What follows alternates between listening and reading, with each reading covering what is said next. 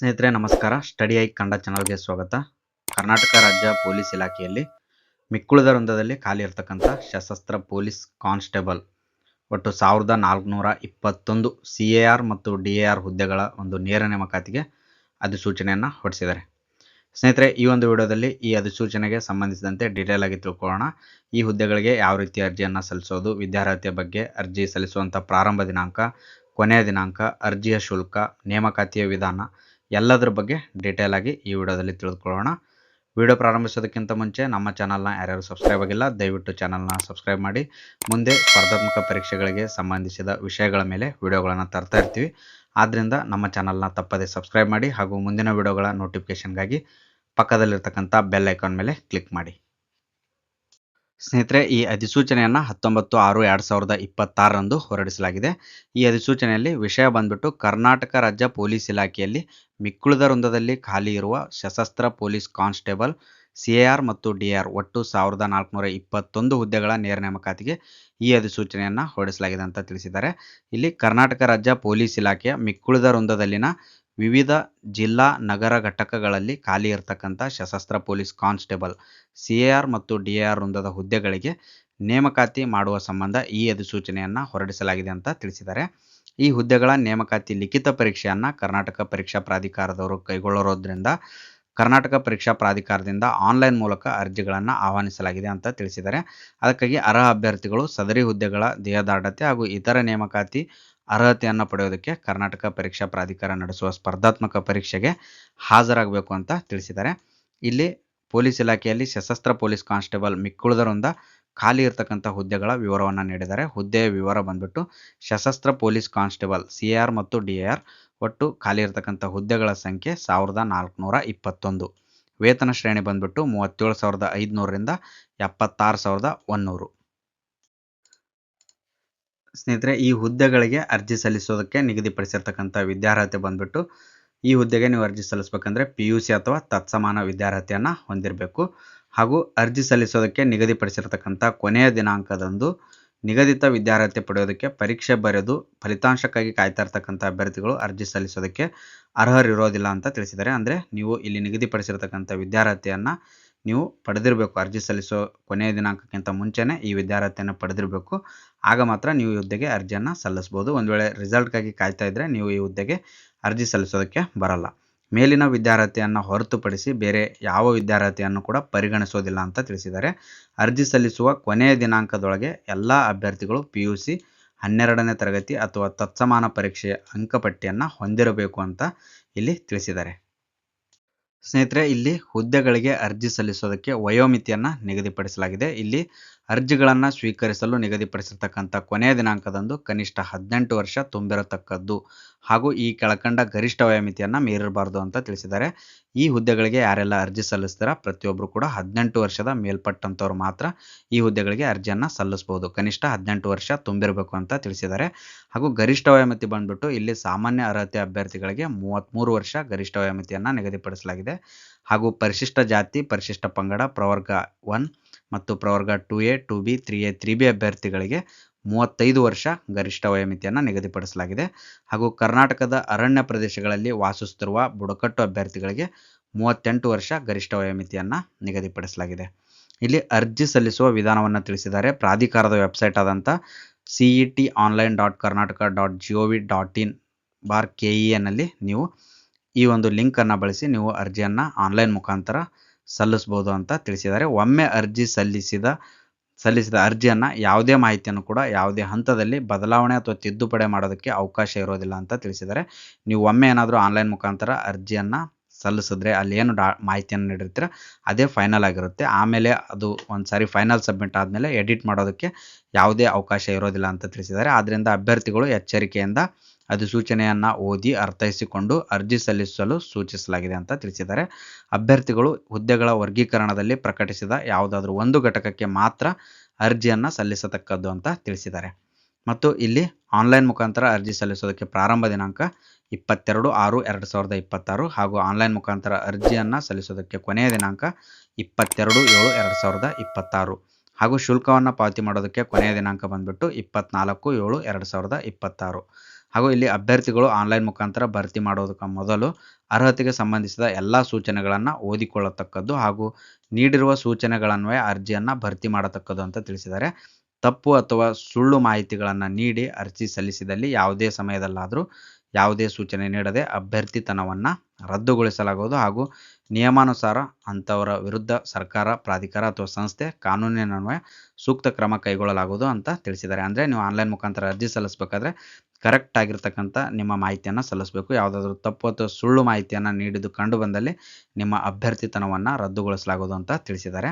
ಹಾಗೂ ಇಲ್ಲಿ ತರಬೇತಿ ಮತ್ತು ಕಾಯಂ ಪೂರ್ವ ಅವಧಿ ಮತ್ತು ವೇತನ ಶ್ರೇಣಿಯ ಬಗ್ಗೆ ತಿಳಿಸಿದ್ದಾರೆ.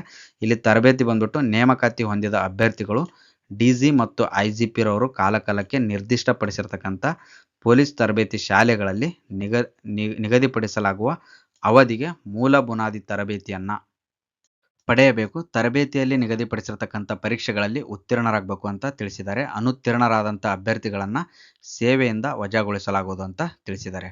ಹಾಗೂ ಕಾಯಂ ಪೂರ್ವ ಅವಧಿಯ ಬಗ್ಗೆ ತಿಳಿಸಿದ್ದಾರೆ. ಇಲ್ಲಿ ನೇರ ನೇಮಕಾತಿ ಮೂಲಕ ಆಯ್ಕೆಗೊಂಡಂಥ ಅಭ್ಯರ್ಥಿಗಳು 2 ವರ್ಷ 6 ತಿಂಗಳು ಕಾಯಂ ಪೂರ್ವ ಅವಧಿಯಲ್ಲಿ ಇರ್ತಾರೆ ಅಂತ ತಿಳಿಸಿದ್ದಾರೆ. ಹಾಗೂ ಇಲ್ಲಿ ಪಿಂಚಣಿ ಸೌಲಭ್ಯದ ಬಗ್ಗೆ ಕೂಡ ತಿಳಿಸಿದ್ದಾರೆ. ರಾಷ್ಟ್ರೀಯ ಪಿಂಚಣಿ ಯೋಜನೆ NPS ಸೌಲಭ್ಯ ಅನ್ವಯವಾಗುತ್ತೆ ಅಂತ ಇಲ್ಲಿ ತಿಳಿಸಿದ್ದಾರೆ. ಹಾಗೂ ಅರ್ಜಿಯ ಶುಲ್ಕದ ಬಗ್ಗೆ ಇಲ್ಲಿ ನಿಮಗೆ ತಿಳಿಸಿದ್ದಾರೆ. ಸಾಮಾನ್ಯ ಅರ್ಹತೆ ಮತ್ತು ಇತರೆ ಪ್ರವರ್ಗಗಳು ಪ್ರವರ್ಗ 2A, 2B, 3A, 3B ಅಭ್ಯರ್ಥಿಗಳು ₹750 ಒಂದು ಅರ್ಜಿಯ ಶುಲ್ಕವನ್ನು ಪಾವತಿಸಬೇಕು. ಪರಿಶಿಷ್ಟ ಜಾತಿ, ಪರಿಶಿಷ್ಟ ಪಂಗಡ ಪ್ರವರ್ಗ 1 ಹಾಗೂ ಮಾಜಿ ಸೈನಿಕ ಅಭ್ಯರ್ಥಿಗಳು ₹500 ಒಂದು ಅರ್ಜಿಯ ಶುಲ್ಕವನ್ನು ಇಲ್ಲಿ ಪಾವತಿಸಬೇಕು. ಈ ಮೇಲ್ಕಂಡ ಹುದ್ದೆಗಳಿಗೆ ಲಿಖಿತ ಪರೀಕ್ಷೆಯನ್ನು ಆಫ್ಲೈನ್ OMR ಮಾದರಿಯಲ್ಲಿ ನಡೆಸಲಾಗುವುದು ಅಂತ ತಿಳಿಸಿದ್ದಾರೆ. ಹಾಗೂ ಇಲ್ಲಿ ಪ್ರಶ್ನೆ ಪತ್ರಿಕೆ ಹಾಗೂ ಪಠ್ಯಕ್ರಮದ ಬಗ್ಗೆ ಇಲ್ಲಿ ಮಾಹಿತಿಯನ್ನು ನೀಡಿದ್ದಾರೆ. ಲಿಖಿತ ಪರೀಕ್ಷೆ ಇರುತ್ತೆ. ವಿಷಯಗಳು ಬಂದ್ಬಿಟ್ಟು ಸಾಮಾನ್ಯ ಜ್ಞಾನ, ವಿಜ್ಞಾನ, ಭೂಗೋಳ, ಇತಿಹಾಸ, ಭಾರತದ ಸಂವಿಧಾನ, ರಾಷ್ಟ್ರೀಯ ಸ್ವಾತಂತ್ರ್ಯ ಚಳವಳಿ, ಮಾನಸಿಕ ಸಾಮರ್ಥ್ಯ ಮತ್ತು ನೈತಿಕ ಶಿಕ್ಷಣ ಒಳಗೊಂಡಂಥ ಸಾಮಾನ್ಯ ಅಧ್ಯಯನ ವಿಷಯಗಳ ಮೇಲೆ ಇಲ್ಲಿ ಪರೀಕ್ಷೆಯನ್ನು ನಡೆಸಲಾಗುತ್ತೆ. ಒಟ್ಟು 100 ಪ್ರಶ್ನೆಗಳಿರುತ್ತೆ. 100 ಅಂಕಗಳನ್ನು ಇಲ್ಲಿ ನೀಡಲಾಗುತ್ತೆ. ಹಾಗೂ ಅವಧಿ ಬಂದ್ಬಿಟ್ಟು 1.5 ಗಂಟೆ ಅಂದರೆ 90 ನಿಮಿಷಗಳ ಅವಧಿಯನ್ನು ಈ ಪರೀಕ್ಷೆಯಲ್ಲಿ ನಿಮಗೆ ನೀಡಲಾಗುತ್ತೆ. ಲಿಖಿತ ಪರೀಕ್ಷೆಯನ್ನು 6/9/2026 ಬೆಳಗ್ಗೆ 10:30ರಿಂದ 12 ಗಂಟೆವರೆಗೆ ನಡೆಸಲಾಗುತ್ತೆ ಅಂತ ತಿಳಿಸಿದ್ದಾರೆ. ಕಡ್ಡಾಯ ಕನ್ನಡ ಪರೀಕ್ಷೆಯ ದಿನಾಂಕವನ್ನು ನಂತರದ ಒಂದು ದಿನಾಂಕದಲ್ಲಿ ನಿಮಗೆ ತಿಳಿಸಲಾಗುವುದು ಅಂತ ಇಲ್ಲಿ ತಿಳಿಸಿದ್ದಾರೆ. ಸ್ನೇಹಿತರೆ, ಈ ಪರೀಕ್ಷೆಯಲ್ಲಿ ನಿಮಗೆ ಋಣಾತ್ಮಕ ಮೌಲ್ಯಮಾಪನ ನೆಗೆಟಿವ್ ಮಾರ್ಕ್ಸ್ ಇರುತ್ತೆ. ಅಂದರೆ ಇಲ್ಲಿ ನಿಮಗೆ ಪ್ರತಿ ಪ್ರಶ್ನೆಗೆ 4 ಪರ್ಯಾಯ ಉತ್ತರಗಳನ್ನು ನೀಡಿರ್ತಾರೆ. ಅಭ್ಯರ್ಥಿಯು ಯಾವುದಾದ್ರೂ ಒಂದು ಸರಿ ಉತ್ತರವನ್ನು ಮಾತ್ರ ಆಯ್ಕೆ ಮಾಡಬೇಕು. ಪ್ರತಿ ತಪ್ಪು ಉತ್ತರಕ್ಕೆ 4ನೇ ಒಂದು ಅಂಶ ಅಂದರೆ 0.25 ಅಂಕಗಳನ್ನು ಕಳೆಯಲಾಗುವುದು ಅಂತ ತಿಳಿಸಿದ್ದಾರೆ. ಅಂದರೆ ನಿಮಗೆ ಇಲ್ಲಿ ಒಂದು ಪ್ರಶ್ನೆಗೆ 4 ಆಪ್ಷನನ್ನು ನೀಡಿರ್ತಾರೆ. ಅದರಲ್ಲಿ ಒಂದು ಸರಿಯಾದ ಉತ್ತರ ಇರುತ್ತೆ. ನಿಮಗೆ ಸರಿಯಾದ ಉತ್ತರ ಗೊತ್ತಿದ್ದರೆ ಅದನ್ನು ಶೇಡ್ ಮಾಡಿದ್ರೆ ನಿಮಗೆ ಯಾವುದೇ ಅಂಕ ಕಟ್ಟಾಗಲ್ಲ, ನಿಮಗೆ ಒಂದು ಮಾರ್ಕ್ ಸಿಗುತ್ತೆ. ಒಂದು ವೇಳೆ ನೀವು ತಪ್ಪು ಆಪ್ಷನನ್ನು ಮಾರ್ಕ್ ಮಾಡಿದ್ರೆ ನಿಮಗೆ 0.25 ಅಂಕ ಕಟ್ಟಾಗುತ್ತೆ. ನಿಮಗೆ ಒಂದು ವೇಳೆ ಆನ್ಸರ್ ಗೊತ್ತಿರಲಿಲ್ಲ ಅಂತ ಅಂದರೆ ನೀವು OMR ಮತ್ತು ಉತ್ತರ ಪತ್ರಿಕೆಯಲ್ಲಿ 5ನೇ ಆಯ್ಕೆ ವೃತ್ತವನ್ನು ನೀಡಿರ್ತಾರೆ. ಉತ್ತರಿಸದೇ ಇರತಕ್ಕಂಥ ಪ್ರಶ್ನೆಗಳಿಗೆ 5ನೇ ಆಯ್ಕೆ ವೃತ್ತವನ್ನು ಶೇಡ್ ಮಾಡೋದಕ್ಕೆ ಕೊನೆಯ ಬೆಲ್ ಆದ ನಂತರ ಹೆಚ್ಚುವರಿಯಾಗಿ 5 ನಿಮಿಷಗಳನ್ನು ನೀಡಲಾಗುವುದು ಅಂತ ತಿಳಿಸಿದ್ದಾರೆ. ಯಾವುದೇ ಆಯ್ಕೆಯನ್ನು ವೃತ್ತವನ್ನು ಶೇಡ್ ಮಾಡದೇ ಇದ್ದರೆ ಪ್ರತಿ ಪ್ರಶ್ನೆಗೆ 0.25 ಅಂಕವನ್ನು ಕಡಿತಗೊಳಿಸಲಾಗುವುದು ಅಂತ ತಿಳಿಸಿದ್ದಾರೆ. ಅಂದರೆ ಇಲ್ಲಿ ನೀವು ನೋಡ್ಬೋದು, ತಪ್ಪು ಉತ್ತರ ನೀವು ಆಯ್ಕೆ ಮಾಡಿದ್ರೆ ಅಲ್ಲಿ ಕೂಡ 0.25 ಅಂಕ ಕಟ್ಟಾಗುತ್ತೆ. ಒಂದು ವೇಳೆ ನಿಮಗೆ ಗೊತ್ತಿಲ್ಲ ಅಂತ ಬ್ಲ್ಯಾಂಕ್ ಬಿಟ್ಟರು ಕೂಡ 0.25 ಅಂಕ ಕಟ್ಟಾಗುತ್ತೆ.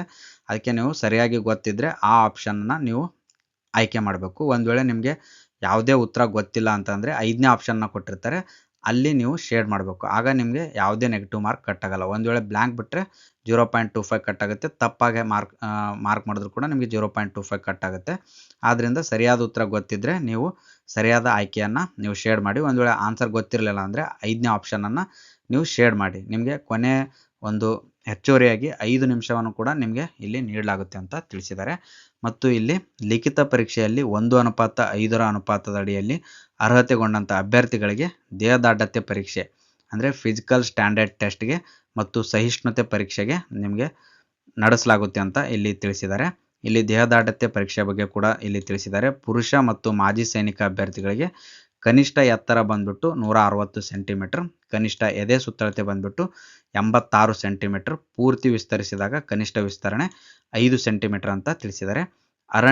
ಇದು ಕರ್ನಾಟಕ ಅರಣ್ಯ ಪ್ರದೇಶಗಳಲ್ಲಿ ವಾಸಿಸುತ್ತಿರುವ ಬುಡಕಟ್ಟು ಪುರುಷ ಅಭ್ಯರ್ಥಿಗಳಿಗೆ ಕನಿಷ್ಠ ಎತ್ತರ 155 ಸೆಂಟಿಮೀಟರ್ ಮತ್ತು ಕನಿಷ್ಠ ಎದೆ ಸುತ್ತಳತೆ ಬಂದ್ಬಿಟ್ಟು 5 ಸೆಂಟಿಮೀಟರ್ಗಳ ಕನಿಷ್ಠ ವಿಸ್ತರಿಸುವುದರೊಂದಿಗೆ ಸಂಪೂರ್ಣವಾಗಿ ಹಿಗ್ಗಿಸಿದಾಗ 75 ಸೆಂಟಿಮೀಟರ್ಗಳಿಗಿಂತ ಕಡಿಮೆ ಇಲ್ಲದಂತೆ ಅಂತ ಇಲ್ಲಿ ತಿಳಿಸಿದ್ದಾರೆ. ಇಲ್ಲಿ ದೈಹಿಕ ಸಹಿಷ್ಣುತೆ ಪರೀಕ್ಷೆ ಬಗ್ಗೆ ತಿಳಿಸಿದ್ದಾರೆ. ಪುರುಷ ಅಭ್ಯರ್ಥಿಗಳಿಗೆ 1600 ಮೀಟರ್ನ ಓಟ ಇರುತ್ತೆ. ಇಲ್ಲಿ 6 ನಿಮಿಷ 30 ಸೆಕೆಂಡನ್ನು ನಿಮಗೆ ನೀಡಲಾಗುತ್ತೆ. ಹಾಗೂ ಉದ್ದ ಜಿಗಿತ ಇರುತ್ತೆ. ಇಲ್ಲಿ 3.80 ಮೀಟರ್ಗಿಂತ ಕಡಿಮೆ ಇಲ್ಲದಂತೆ ಅಥವಾ ಎತ್ತರ ಜಿಗಿತ 1.20 ಮೀಟರ್ಗಿಂತ ಕಡಿಮೆ ಇಲ್ಲದಂತೆ ಈ ಎರಡಕ್ಕೂ ಕೂಡ 3 ಅವಕಾಶಗಳನ್ನು ಮಾತ್ರ ನಿಮಗೆ ನೀಡಲಾಗುತ್ತೆ. ನೆಕ್ಸ್ಟು ಮಾಜಿ ಸೈನಿಕ ಅಭ್ಯರ್ಥಿಗಳಿಗೆ 400 ಮೀಟರ್ನ ಒಂದು ಓಟ ಇರುತ್ತೆ. 2 ನಿಮಿಷಕ್ಕಿಂತ ಮೀರದಂತೆ ಮತ್ತು ಉದ್ದ ಜಿಗಿತ ಬಂದ್ಬಿಟ್ಟು 2.50 ಮೀಟರ್ಗಿಂತ ಕಡಿಮೆ ಇಲ್ಲದಂತೆ ಹಾಗೂ ಎತ್ತರ ಜಿಗಿತ ಬಂದ್ಬಿಟ್ಟು 0.90 ಮೀಟರ್ಗಿಂತ ಕಡಿಮೆ ಇಲ್ಲದಂತೆ ಇಲ್ಲಿ ಕೂಡ ನಿಮಗೆ 3 ಅವಕಾಶಗಳನ್ನು ನೀಡಲಾಗುತ್ತೆ. ಹಾಗೂ ಗುಂಡು ಎಸೆತ 4 kgದು 3.75 ಮೀಟರ್ಗಿಂತ ಕಡಿಮೆ ಇಲ್ಲದಂತೆ ಇಲ್ಲಿ ಕೂಡ ನಿಮ್ಮ ಗುಂಡು ಎಸೆತಕ್ಕೂ ಕೂಡ 3 ಅವಕಾಶಗಳನ್ನು ನೀಡಲಾಗುತ್ತೆ. ಸ್ನೇಹಿತರೆ, ಇಲ್ಲಿ ಅಭ್ಯರ್ಥಿಗಳಿಗೆ ಕೆಲವು ಪ್ರಮುಖ ಸೂಚನೆಗಳನ್ನು ನೀಡಿದ್ದಾರೆ. ಈ ಒಂದು ಅಧಿಸೂಚನೆಯ ಲಿಂಕನ್ನು ನಾನು ಡಿಸ್ಕ್ರಿಪ್ಷನಲ್ಲಿ ನೀಡಿರ್ತೀನಿ. ನೀವು ಡೀಟೇಲ್ ಆಗಿ ಈ ಅಧಿಸೂಚನೆಯನ್ನು ಹಾಗೂ ಈ ಸೂಚನೆಗಳನ್ನು ನೋಡ್ಬೋದು. ಹಾಗೂ ಇಲ್ಲಿ ವೈದ್ಯಕೀಯ ಪರೀಕ್ಷೆಗೆ ಸಂಬಂಧಿಸಿದಂಥ ಮಾಹಿತಿಯನ್ನು ಕೂಡ ನೀಡಿದ್ದಾರೆ. ದೂರದೃಷ್ಟಿಯ ಬಗ್ಗೆ ಇಲ್ಲಿ ನಿಮಗೆ ಒಂದು ವೈದ್ಯಕೀಯ ಪರೀಕ್ಷೆಯನ್ನು ನಡೆಸಲಾಗುತ್ತೆ. ಶ್ರವಣ ಶಕ್ತಿಗೆ ಸಂಬಂಧಿಸಿದಂತೆ ಕೂಡ ಮೆಡಿಕಲ್ ಟೆಸ್ಟನ್ನು ಮಾಡಲಾಗುತ್ತೆ. ಹಾಗೂ ಅದರಂತೆ ಇಲ್ಲಿ ಅರ್ಹತಾ ಷರತ್ತುಗಳನ್ನು ಕೂಡ ನಿಮಗೆ ನೀಡಿದ್ದಾರೆ. ನೀವು ಡೀಟೇಲ್ ಆಗಿ ನೀವು ಒಂದು ಅಧಿಸೂಚನೆಯಲ್ಲಿ ನೋಡ್ಬೋದು. ಇಲ್ಲಿ ಮೀಸಲಾತಿ ಪ್ರಮಾಣ ಪತ್ರಗಳ ಬಗ್ಗೆ ತಿಳಿಸಿದ್ದಾರೆ. ಮಾಜಿ ಸೈನಿಕ ಪ್ರಮಾಣ ಪತ್ರ ಯಾವ ರೀತಿ ಇರಬೇಕು, ಯಾವ ಫಾರ್ಮ್ಯಾಟಲ್ಲಿ ಇರಬೇಕು ಎಂಬುದು ಎಲ್ಲವನ್ನು ತಿಳಿಸಿದ್ದಾರೆ. ಇಲ್ಲಿ ಪರಿಶಿಷ್ಟ ಜಾತಿ ಪರಿಶಿಷ್ಟ ಪಂಗಡಕ್ಕೆ ಸೇರಿರ್ತಕ್ಕಂಥ ಅಭ್ಯರ್ಥಿಗಳು ನಮೂನೆ ಡಿಯಲ್ಲಿ ಒಂದು ಪ್ರಮಾಣ ಪತ್ರವನ್ನು ಹೊಂದಿರಬೇಕು. ಹಾಗೂ ಪ್ರವರ್ಗ 1ಕ್ಕೆ ಸೇರಿರ್ತಕ್ಕಂಥ ಅಭ್ಯರ್ಥಿಗಳು ನಮೂನೆ ಇಯಲ್ಲಿ ಪ್ರಮಾಣ ಪತ್ರವನ್ನು ಹೊಂದಿರಬೇಕು. ಹಾಗೂ ಪ್ರವರ್ಗ 2A 2B 3A 3B ಮೀಸಲಾತಿಗೆ ಸೇರಿದ ಅಭ್ಯರ್ಥಿಗಳು ನಮೂನೆ ಎಫ್ ಅಲ್ಲಿ ಪ್ರಮಾಣ ಪತ್ರವನ್ನು ಹೊಂದಿರಬೇಕು ಅಂತ ತಿಳಿಸಿದ್ದಾರೆ. ಮತ್ತು ಮಾಜಿ ಸೈನಿಕ ಅಭ್ಯರ್ಥಿಗಳು ಯಾವ ರೀತಿ ಪ್ರಮಾಣ ಪತ್ರ ಹೊಂದಿರಬೇಕು ಎಂಬುದು ಕೂಡ ಇಲ್ಲಿ ಅಧಿಸೂಚನೆಯಲ್ಲಿ ತಿಳಿಸಿದ್ದಾರೆ. ಇವರು ತಿಳಿಸಿರ್ತಕ್ಕಂಥ ಫಾರ್ಮ್ಯಾಟ್ನಲ್ಲಿನೇ ನೀವು ಎಲ್ಲ ಪ್ರಮಾಣ ಪತ್ರಗಳನ್ನು ಹೊಂದಿರಬೇಕು. ಮತ್ತು ನೀವು ಅರ್ಜಿ ಸಲ್ಲಿಸೋದಕ್ಕಿಂತ ಮುಂಚಿತವಾಗಿ ನಿಮ್ಮ ಹತ್ರ ಎಲ್ಲ ಪ್ರಮಾಣ ಪತ್ರಗಳು ಇರಬೇಕು. ಆಗ ಮಾತ್ರ ನೀವು ಈ ಒಂದು ಮೀಸಲಾತಿಗೆ ನೀವು ಎಲಿಜಿಬಲ್ ಆಗ್ತೀರ. ಒಂದು ವೇಳೆ ನಿಮ್ಮ ಹತ್ರ ಇವರು ತಿಳಿಸಿರ್ತಕ್ಕಂಥ ಫಾರ್ಮ್ಯಾಟಲ್ಲಿ ನಿಗದಿಪಡಿಸಿರ್ತಕ್ಕಂಥ ದಿನಾಂಕದಲ್ಲಿ ಈ ಒಂದು ಪ್ರಮಾಣ ಪತ್ರಗಳು ಇಲ್ಲ ಅಂದರೆ ನೀವು ಎಲಿಜಿಬಲ್ ಆಗಲ್ಲ. ನೀವು ಕೋರಿರ್ತಕ್ಕಂಥ ಮೀಸಲಾತಿ ಇಲ್ಲಿ ರದ್ದಾಗುತ್ತೆ. ಆದ್ದರಿಂದ ಇಲ್ಲಿ ತಿಳಿಸಿರ್ತಕ್ಕಂಥ ದಿನಾಂಕದೊಳಗೆ ಇವರು ತಿಳಿಸಿರ್ತಕ್ಕಂಥ ಫಾರ್ಮ್ಯಾಟ್ನಲ್ಲಿನೇ ಎಲ್ಲ ಮೀಸಲಾತಿ ಪ್ರಮಾಣ ಪತ್ರಗಳನ್ನು ನಿಮ್ಮ ಹತ್ರ ಪಡೆದು ಇಟ್ಕೊಂಡಿರಿ. ಸ್ನೇಹಿತರೆ, ಇಲ್ಲಿ ಗ್ರಾಮೀಣ ಅಭ್ಯರ್ಥಿ ಮೀಸಲಾತಿಯನ್ನು ಕೋರುವಂಥ ಅಭ್ಯರ್ಥಿಗಳಿಗೆ ಸೂಚನೆಯನ್ನು ನೀಡಿದ್ದಾರೆ. ಇಲ್ಲಿ 1ರಿಂದ 10ನೇ ತರಗತಿಯವರೆಗೆ ಗ್ರಾಮೀಣ ಮೀಸಲಾತಿಗೆ ಒಳಪಡುವ ಪ್ರದೇಶಗಳಲ್ಲಿ ವ್ಯಾಸಂಗ ಮಾಡಿ ಉತ್ತೀರ್ಣರಾದಲ್ಲಿ ಮಾತ್ರ ಈ ಮೀಸಲಾತಿಯನ್ನು ಪಡೆಯೋದಕ್ಕೆ ಅರ್ಹರಿರ್ತೀರ ಅಂತ ತಿಳಿಸಿದ್ದಾರೆ. ಹಾಗೂ ಯಾವ ರೀತಿ ಇರಬೇಕು, ಯಾವ ಫಾರ್ಮ್ಯಾಟಲ್ಲಿ ಇರಬೇಕು, ಯಾರಿಂದ ನೀವು ಈ ಒಂದು ಗ್ರಾಮೀಣ ಅಭ್ಯರ್ಥಿ ಮೀಸಲಾತಿ ಪ್ರಮಾಣ ಪತ್ರವನ್ನು ಪಡೆದಿರಬೇಕು ಎಂಬುದು ಎಲ್ಲ ಡೀಟೇಲ್ ಆಗಿ ಈ ಒಂದು ಅಧಿಸೂಚನೆಯಲ್ಲಿ ನೀಡಿದ್ದಾರೆ. ನೀವು ನೋಡ್ಬೋದು. ಡೀಟೇಲ್ ಆಗಿ ತಿಳ್ಕೊಂಡು ಈ ಒಂದು ಯಾವ ಫಾರ್ಮ್ಯಾಟಲ್ಲಿ ಹೇಳಿದರೆ ಅದೇ ಫಾರ್ಮ್ಯಾಟಲ್ಲಿ ಗ್ರಾಮೀಣ ಅಭ್ಯರ್ಥಿ ಮೀಸಲಾತಿ ಪ್ರಮಾಣ ಪತ್ರವನ್ನು ಪಡಿಬೇಕು ಫ್ರೆಂಡ್ಸ್. ಒಂದು ವೇಳೆ ನೀವು ಬೇರೆ ಫಾರ್ಮ್ಯಾಟಲ್ಲಿದ್ದರೆ ನಿಮ್ಮ ಒಂದು ಮೀಸಲಾತಿ ರದ್ದಾಗುತ್ತೆ. ಆದ್ದರಿಂದ ಡೀಟೇಲ್ ಆಗಿ ಸರಿಯಾಗಿ ನೋಡಿಕೊಂಡು ನೀವು ಈ ಎಲ್ಲ ಪ್ರಮಾಣ ಪತ್ರವನ್ನು ಪಡೆದುಕೊಂಡೇ ಅರ್ಜಿಯನ್ನು ಸಲ್ಲಿಸಿ. ಇಲ್ಲಿ ಕನ್ನಡ ಮಾಧ್ಯಮ ಅಭ್ಯರ್ಥಿಗಳು ಯಾವ ರೀತಿ ಒಂದು ಫಾರ್ಮ್ಯಾಟಲ್ಲಿ ಪ್ರಮಾಣ ಪತ್ರವನ್ನು ಹೊಂದಿರಬೇಕು ಅಂತ ತಿಳಿಸಿದ್ದಾರೆ. 1ರಿಂದ 10ನೇ ತರಗತಿಯವರೆಗೆ ಕನ್ನಡ ಮಾಧ್ಯಮದಲ್ಲಿ ವ್ಯಾಸಂಗ ಮಾಡಿರೋ ಬಗ್ಗೆ ಸಂಬಂಧಪಟ್ಟ ಶಾಲೆಯ ಮುಖ್ಯೋಪಾಧ್ಯಾಯರ ಸಹಿ ಹಾಗೂ ಮೊಹರ್ನೊಂದಿಗೆ ಪ್ರಮಾಣ ಪತ್ರವನ್ನು ಅರ್ಜಿ ಸಲ್ಲಿಸಲು ನಿಗದಿಪಡಿಸಿರ್ತಕ್ಕಂಥ ಕೊನೆಯ ದಿನಾಂಕದೊಳಗೆ ಪಡೆದಿಟ್ಟುಕೊಂಡಿರತಕ್ಕದ್ದು ಅಂತ ತಿಳಿಸಿದ್ದಾರೆ. ಹಾಗೂ ಮೂಲ ದಾಖಲಾತಿ ಪರಿಶೀಲನೆಗೆ ಅರ್ಹರಾದಾಗ ಇದೇ ಪ್ರಮಾಣ ಪತ್ರಗಳ ಮೂಲ ಪ್ರತಿಗಳನ್ನು ಪರಿಶೀಲನೆಗೆ ತಪ್ಪದೆ ಹಾಜರುಪಡಿಸತಕ್ಕದ್ದು. ತಪ್ಪಿದಲ್ಲಿ ಅಂಥ ಅಭ್ಯರ್ಥಿಗಳ ಕನ್ನಡ ಮಾಧ್ಯಮ ಅಭ್ಯರ್ಥಿ ಮೀಸಲಾತಿಯನ್ನು ರದ್ದುಪಡಿಸಲಾಗುವುದು ಅಂತ ತಿಳಿಸಿದ್ದಾರೆ. ಈ ಪ್ರಮಾಣ ಪತ್ರದ ನಮೂನೆಯನ್ನು ಪ್ರತ್ಯೇಕವಾಗಿ ತೋರಿಸಲಾಗಿದೆ ಅಂತ ತಿಳಿಸಿದ್ದಾರೆ. ಹಾಗೂ ಯೋಜನೆಗಳಿಂದ ನಿರಾಶ್ರಿತರಾದಂಥ ಅಭ್ಯರ್ಥಿಗಳು ಯಾವ ರೀತಿ ಪ್ರಮಾಣ ಪತ್ರವನ್ನು ಹೊಂದಿರಬೇಕು ಅಂತ ತಿಳಿಸಿದ್ದಾರೆ. ಹಾಗೂ ಪ್ರಾಧಿಕಾರದೊಡನೆ ನೀವೇನಾದರೂ ಪತ್ರ ವ್ಯವಹಾರವನ್ನು ನಡೆಸಬೇಕಂದ್ರೆ ಏನು ಮಾಡಬೇಕು ಅಂತ ಇಲ್ಲಿ ತಿಳಿಸಿದ್ದಾರೆ. ಇಲ್ಲಿ ಪ್ರಾಧಿಕಾರವು ಅಭ್ಯರ್ಥಿಗಳೊಂದಿಗೆ ಯಾವುದೇ ಪತ್ರ ವ್ಯವಹಾರವನ್ನು ನಡೆಸೋದಿಲ್ಲ. ಆದ್ದರಿಂದ ಅಭ್ಯರ್ಥಿಗಳು ಅರ್ಜಿ ಭರ್ತಿ ಮಾಡುವಾಗ ಜಾಗರೂಕತೆಯಿಂದ ಭರ್ತಿ ಮಾಡತಕ್ಕದ್ದು. ಅಭ್ಯರ್ಥಿಗಳು ಪ್ರಾಧಿಕಾರದೊಡನೆ ಸಂಪರ್ಕಿಸಲೇಬೇಕಾದಂಥ ಸಂದರ್ಭದಲ್ಲಿ ತಮ್ಮ ಮನವಿಯ ಈ ಕೆಳಕಂಡ ಮಾಹಿತಿಯನ್ನು ಒಳಗೊಂಡಿರಬೇಕು ಅಂತ ತಿಳಿಸಿದ್ದಾರೆ. ಅರ್ಜಿಯ ಸಂಖ್ಯೆ, ಹುದ್ದೆಯ ಮತ್ತು ವಿಷಯದ ಹೆಸರು, ಅಭ್ಯರ್ಥಿಯ ಪೂರ್ಣ ಹೆಸರು ಮತ್ತು ಬಿಡಿ ಅಕ್ಷರಗಳಲ್ಲಿರಬೇಕು. ಹಾಗೂ ಅರ್ಜಿಯಲ್ಲಿ ನಮೂದಿಸಿರುವ ಅಂಚೆ ವಿಳಾಸ ಈ ಎಲ್ಲವನ್ನು ಪ್ರಾಧಿಕಾರದ ಅಧಿಕೃತ ಎಕ್ಸ್ ಖಾತೆ ಅಥವಾ @KEA ಕರ್ನಾಟಕದಲ್ಲಿ ವೆಬ್ಸೈಟ್ನಲ್ಲಿ ಲಭ್ಯ ಇರುವ ನೇಮಕಾತಿ ಸಂಬಂಧ ಎಲ್ಲ ಮಾಹಿತಿಯನ್ನು ಪಡೆಯಬಹುದಾಗಿರುತ್ತೆ ಅಂತ ಇಲ್ಲಿ ತಿಳಿಸಿದ್ದಾರೆ. ಹಾಗೂ ಇಲ್ಲಿ ಕೆಲವು ಪ್ರಮುಖ ಸೂಚನೆಗಳನ್ನು ಸಹ ನೀಡಿದ್ದಾರೆ. ಅಭ್ಯರ್ಥಿಗಳು ಇತ್ತೀಚಿನ ಪಾಸ್ಪೋರ್ಟ್ ಅಳತೆಯ ಭಾವಚಿತ್ರವನ್ನು ಅಪ್ಲೋಡ್ ಮಾಡಬೇಕು. ಯಾವ ಫಾರ್ಮ್ಯಾಟಲ್ಲಿ ಅಂದರೆ JPG format with file size between 50 KB to 200 KB ಅಂದರೆ 50ರಿಂದ 200 KB ಒಳಗಡೆ ನಿಮ್ಮ ಒಂದು ಫೋಟೋ ಕಾಪಿಯನ್ನು JPG ಫಾರ್ಮ್ಯಾಟಲ್ಲಿ ಸ್ಕ್ಯಾನ್ ಮಾಡಿಬಿಟ್ಟು ಅಪ್ಲೋಡ್ ಮಾಡಬೇಕು ಅಂತ ತಿಳಿಸಿದ್ದಾರೆ. ಹಾಗೂ ಕಪ್ಪು ಶಾಹಿಯ ಸ್ಕೆಚ್ ಮಾರ್ಕರ್ ಪೆನ್ನಲ್ಲಿ ಸಹಿಯನ್ನು ಈ ಒಂದು ಸಹಿಯನ್ನು ಕೂಡ JPG ಫಾರ್ಮ್ಯಾಟ್ನಲ್ಲಿ ನೀವು ಸ್ಕ್ಯಾನ್ ಮಾಡಿಬಿಟ್ಟು ಇದು ಕೂಡ 50ರಿಂದ 70 KB ಒಳಗಡೆ ಇರಬೇಕು. ಒಂದು ಫೈಲನ್ನು ಮಾಡಿ ಅದನ್ನು ನೀವು ಅಪ್ಲೋಡ್ ಮಾಡಬೇಕು ಅಂತ ತಿಳಿಸಿದ್ದಾರೆ. ಅಳತೆಯಲ್ಲಿ ಸ್ಕ್ಯಾನ್ ಮಾಡಿ ಅರ್ಜಿಗೆ ಅಪ್ಲೋಡ್ ಮಾಡಬೇಕು ಮತ್ತು ಭಾವಚಿತ್ರ ಹಾಗೂ ಸಹಿಯನ್ನು ಅಪ್ಲೋಡ್ ಮಾಡದ ಅರ್ಜಿಗಳನ್ನು ತಿರಸ್ಕರಿಸಲಾಗುತ್ತೆ ಅಂತ ತಿಳಿಸಿದ್ದಾರೆ. ಹಾಗೂ ಈ ಕೆಳಕಂಡ ಪ್ರಮಾಣ ಪತ್ರಗಳನ್ನು ನಿಗದಿತ ನಮೂನೆಯಲ್ಲಿ ಆನ್ಲೈನ್ ಮೂಲಕ ಅರ್ಜಿ ಭರ್ತಿ ಮಾಡಲು ನಿಗದಿಪಡಿಸಿರತಕ್ಕಂಥ ಕೊನೆಯ ದಿನಾಂಕದೊಳಗೆ ಸಂಬಂಧಪಟ್ಟ ಪ್ರಾಧಿಕಾರದಿಂದ ಬರೆದಿಟ್ಟುಕೊಂಡು ಮೂಲ ದಾಖಲಾತಿಯ ಪರಿಶೀಲನೆಗೆ ಅರ್ಹರಾದಾಗ ಆ ಸಮಯದಲ್ಲಿ ಅದೇ ಮೀಸಲಾತಿ ಪ್ರಮಾಣ ಪತ್ರದ ಹಾಗೂ ಇತರೆ ಪ್ರಮಾಣ ಪತ್ರಗಳ ಮೂಲ ಪ್ರತಿಯನ್ನು ಪರಿಶೀಲನೆಗೆ ಹಾಜರುಪಡಿಸಬೇಕು ಅಂತ ತಿಳಿಸಿದ್ದಾರೆ. ಹೈದರಾಬಾದ್ ಕರ್ನಾಟಕ ಮೀಸಲಾತಿಗೆ ಸಂಬಂಧಿಸಿದಂಥ ಪ್ರಮಾಣ ಪತ್ರಗಳನ್ನು ಹೊರತುಪಡಿಸಿ ಇತರೆ ಮೀಸಲಾತಿ ಪ್ರಮಾಣ ಪತ್ರಗಳನ್ನು ಅರ್ಜಿ ಭರ್ತಿ ಮಾಡಲು ನಿಗದಿಪಡಿಸಿರ್ತಕ್ಕಂಥ ದಿನಾಂಕದೊಳಗೆ ಪಡೆದಿರಬೇಕು ಅಂತ ಇಲ್ಲಿ ತಿಳಿಸಿದ್ದಾರೆ. ನಂತರ ಪಡೆದಂಥ ಯಾವುದೇ ಪ್ರಮಾಣ ಪತ್ರಗಳನ್ನು ಪರಿಗಣಿಸಲಾಗುವುದಿಲ್ಲ. ಯಾವುದೇ ಮೀಸಲಾತಿ ಪ್ರಮಾಣ ಪತ್ರಗಳನ್ನು ನಿಗದಿಪಡಿಸಿರ್ತಕ್ಕಂಥ ನಮೂನೆಗಳಲ್ಲಿಲ್ಲದಿದ್ದರೆ ಮತ್ತು ತಪ್ಪಿದ್ರೆ ಮೀಸಲಾತಿಯನ್ನು ತಿರಸ್ಕರಿಸಲಾಗುವುದು.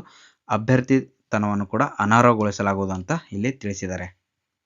ಇಲ್ಲಿ ಅರ್ಜಿ ಸಲ್ಲಿಸುವ ಸಂದರ್ಭದಲ್ಲಿ ಪಡೆದಿಟ್ಟುಕೊಳ್ಳಬೇಕಾದಂಥ ಪ್ರಮಾಣ ಪತ್ರಗಳ ಬಗ್ಗೆ ತಿಳಿಸಿದ್ದಾರೆ. ನೀವು ಇಲ್ಲಿ ನೋಡ್ಬೋದು, ಆಧಾರ್ ಕಾರ್ಡ್ ನಿಮ್ಮ ಹತ್ರ ಇರಬೇಕು. ಎರಡನೇದು, ಅರ್ಜಿ ಸಲ್ಲಿಸಲು ನಿಗದಿಪಡಿಸಿರ್ತಕ್ಕಂಥ ಕೊನೆಯ ದಿನಾಂಕದೊಳಗೆ ಪಡೆದಂಥ ಆಯಾ ಹುದ್ದೆಗಳಿಗೆ ನಿಗದಿಪಡಿಸಲಾದ ವಿದ್ಯಾರ್ಥಿಯ ಎಲ್ಲ ವಿಷಯಗಳ ಸೆಮೆಸ್ಟರ್ಗಳ ಅಂಕಪಟ್ಟಿಯನ್ನು ನೀವು ಹೊಂದಿರಬೇಕು. ಮತ್ತು ಜನ್ಮ ದಿನಾಂಕವನ್ನು ನಮೂದಿಸಿರ್ತಕ್ಕಂಥ SSLC ಮಾರ್ಕ್ಸ್ ಕಾರ್ಡು ಅಥವಾ ಶಾಲೆಯ ವರ್ಗಾವಣೆ ಪ್ರಮಾಣ ಪತ್ರ ನಿಮ್ಮ ಹತ್ರ ಇರಬೇಕು. ಸೈನಿಕ ಸೇವೆಯಿಂದ ಬಿಡುಗಡೆ ಆದಂಥ ಅಭ್ಯರ್ಥಿಗಳಿದ್ದರೆ ಅವ್ರಿಗೆ ಒಂದು ಸೈನಿಕ ಸೇವೆಯಿಂದ ಬಿಡುಗಡೆ ಆದಂಥ ಪ್ರಮಾಣ ಪತ್ರ, ಪಿಂಚಣಿ ಗ್ರ್ಯಾಚ್ಯುಯಿಟಿ ಪಡೆದಿರ್ತಕ್ಕಂಥ ಪ್ರಮಾಣ ಪತ್ರ, ಮಾಜಿ ಸೈನಿಕ ಅವಲಂಬಿತರಾಗಿದ್ದಲ್ಲಿ, ಮಾಜಿ ಸೈನಿಕರು ಸೇವೆಯಲ್ಲಿದ್ದಿರುವಾಗ ಮೃತಪಟ್ಟಿದ್ರೆ ಅಥವಾ ಶಾಶ್ವತವಾಗಿ ಅಂಗವಿಕಲರಾಗಿದ್ದರೆ ಅಂಥ ಪ್ರಮಾಣ ಪತ್ರವನ್ನು ಕೂಡ ನೀವು ಹೊಂದಿರಬೇಕು. ಪರಿಶಿಷ್ಟ ಜಾತಿ, ಪರಿಶಿಷ್ಟ ಪಂಗಡ, ಪ್ರವರ್ಗ 1, ಪ್ರವರ್ಗ 2A, 2B, 3A, 3B ಮೀಸಲಾತಿ ಪ್ರಮಾಣ ಪತ್ರಗಳು ಪ್ರಸ್ತುತ ಚಾಲ್ತಿಯಲ್ಲಿರ್ತಕ್ಕಂಥ ನಮೂನೆಗಳಲ್ಲಿ ಇರಬೇಕು ಅಂತ ತಿಳಿಸಿದ್ದಾರೆ. ಗ್ರಾಮೀಣ ಮೀಸಲಾತಿ ಪ್ರಮಾಣ ಪತ್ರ ನಮೂನೆ 1 ಮತ್ತು 2ರಲ್ಲಿ ಗ್ರಾಮೀಣ ಮೀಸಲಾತಿ ಕೋರಿರ್ತಕ್ಕಂಥ ಸಾಮಾನ್ಯ ಅರ್ಹತೆ ಅಭ್ಯರ್ಥಿಗಳು ನಮೂನೆ 1ರಲ್ಲಿ ಮಾತ್ರ, ಹಾಗೂ ಗ್ರಾಮೀಣ ಮೀಸಲಾತಿ ಕೋರಿದ ಅಭ್ಯರ್ಥಿ ಪರಿಶಿಷ್ಟ ಜಾತಿ, ಪರಿಶಿಷ್ಟ ಪಂಗಡ, ಪ್ರವರ್ಗ 1, ಪ್ರವರ್ಗ 2A, 2B ಮತ್ತು ಪ್ರವರ್ಗ 3A ಮತ್ತು 3B ಅಭ್ಯರ್ಥಿಗಳು ನಮೂನೆ 2ರಲ್ಲಿ ಹೊಂದಿರಬೇಕು ಅಂತ ತಿಳಿಸಿದ್ದಾರೆ. ಕನ್ನಡ ಮಾಧ್ಯಮದಲ್ಲಿ ವ್ಯಾಸಂಗ ಮಾಡಿರ್ತಕ್ಕಂಥ ಪ್ರಮಾಣ ಪತ್ರ, ವಿಶೇಷ ಚೇತನ ಮೀಸಲಾತಿ ಪ್ರಮಾಣ ಪತ್ರ ಕೋರಿದ್ದಲ್ಲಿ ಅದು ಒಂದು ಪ್ರಮಾಣ ಪತ್ರವನ್ನು ಹೊಂದಿರಬೇಕು. ಸೇವೆಯಲ್ಲಿರುವ ಅಭ್ಯರ್ಥಿಗಳು ಆಯ್ಕೆಯಾದಲ್ಲಿ ನಿರಾಕ್ಷೇಪಣಾ ಪ್ರಮಾಣ ಪತ್ರವನ್ನು ಪಡೆದು ನೇಮಕಾತಿ ಪ್ರಾಧಿಕಾರಕ್ಕೆ ಸಲ್ಲಿಸಬೇಕು ಅಂತ ತಿಳಿಸಿದ್ದಾರೆ.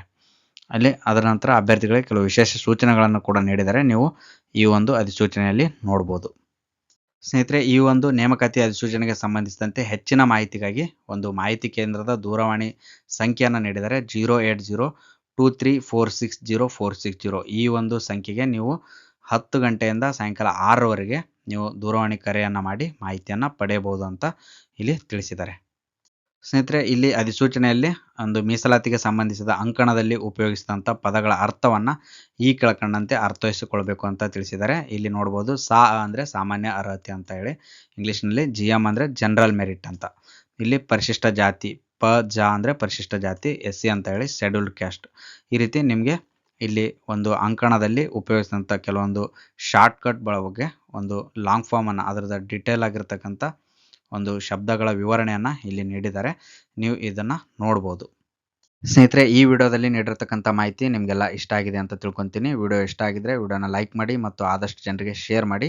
ಹಾಗೂ ನಮ್ಮ ಚಾನಲ್ನ ಯಾರ್ಯಾರು ಸಬ್ಸ್ಕ್ರೈಬ್ ಆಗಿಲ್ಲ ದಯವಿಟ್ಟು ಚಾನಲ್ನ ಸಬ್ಸ್ಕ್ರೈಬ್ ಮಾಡಿ. ಮುಂದೆ ನಿಮಗೆ ಸ್ಪರ್ಧಾತ್ಮಕ ಪರೀಕ್ಷೆಗಳಿಗೆ ಸಂಬಂಧಿಸಿದ ವಿಷಯಗಳ ಮೇಲೆ ವಿಡಿಯೋಗಳನ್ನು ತರ್ತಾ ಇರ್ತೀನಿ.